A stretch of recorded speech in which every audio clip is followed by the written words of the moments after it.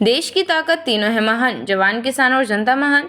भाषाई आतंक और मताधिकार पर हमला नहीं चलेगा, ममता बनर्जी का बीजेपी को सीधा संदेश। अभिषेक बोले, दम है तो 50 सीट जीत कर दिखाओ। पश्चिम बंगाल की सियासत में फिर से गर्मा गर्मी तेज हो गई है। मुख्यमंत्री ममता बनर्जी ने कोलकाता में तृणमूल छात्र परिषद के स्थापना दिवस समारोह में बीजेपी पर बड़ा हमला बोला।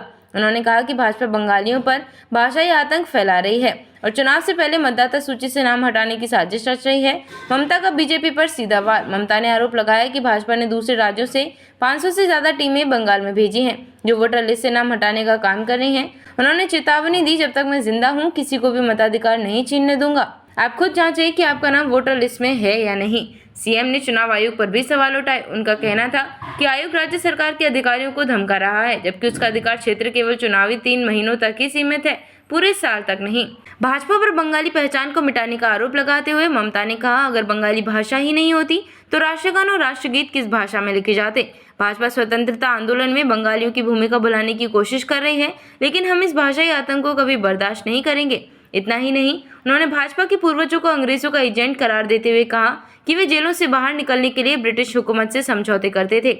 अभिषेक बनर्जी का पलटवार और चुनौती। इस मौके पर तृणमूल के राष्ट्रीय महासचिव और ममता के भतीजे अभिषेक बनर्जी ने भाजपा को सीधी चुनौती दी। उन्होंने कहा कि भाजपा लोकतांत्रिक तरीके से बंगाल नहीं जीत सकती, इसलिए वे मतदाता सूची से छेड़छाड़ करने की कोशिश कर रही है।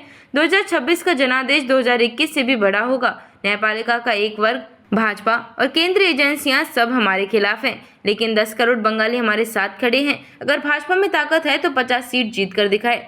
2026 चुनाव की पृष्ठभूमि। 2026 का विधानसभा चुनाव अब धीरे धीरे राजनीतिक बहस का केंद्र बनता जा रहा है।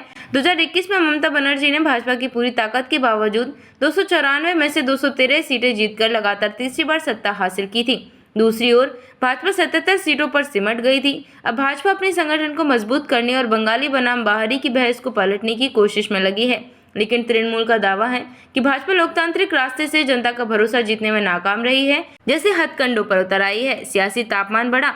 ममता और अभिषेक के तीखे बयानों ने बंगाल की राजनीति में 2026 विधानसभा चुनाव से पहले ही गर्मी पैदा कर दी है। भाजपा लगातार बंगाल में सांस्कृतिक राष्ट्रवाद और हिंदुत्व का एजेंडा चला रही है, जबकि तृणमूल कांग्रेस बंगाली अस्मिता और लोकतांत्रिक अधिकार की रक्षा के मुद्दे पर सियासत को धार देने में जुटी है। स्पष्ट है कि आने वाले महीनों में बंगाल की राजनीति में भाषा, संस्कृति, पहचान और मताधिकार सबसे बड़े चुनावी मुद्दे बनने वाले हैं।